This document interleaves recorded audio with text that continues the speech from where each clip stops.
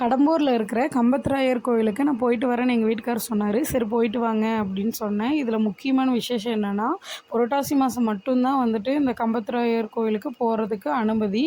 கம்பத்ராயர் அப்படின்னா பெருமாள் சாமி தாங்க. அதை வந்து அப்படி சொல்லுவாங்க அந்த ஊர்க்காரங்க.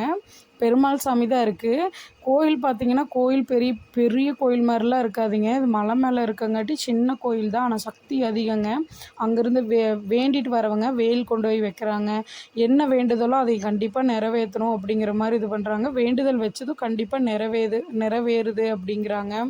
நீங்கள் கண்டிப்பாக ஒரு டைம் விசிட் பண்ணி பாருங்கள். கண்டிப்பாக இந்த கோயில் நல்லாயிருக்கும். பாய்ஸ் மட்டும் போங்க, கேர்ள்ஸ் போக வேண்டாம். ஏன்னு கேட்டால் ரொம்ப ரிஸ்க்காக இருக்கும் அப்படிங்கிற மாதிரி சொல்கிறாங்க. குழந்தைகளெல்லாம் தூக்கிட்டு போக வேண்டாம்.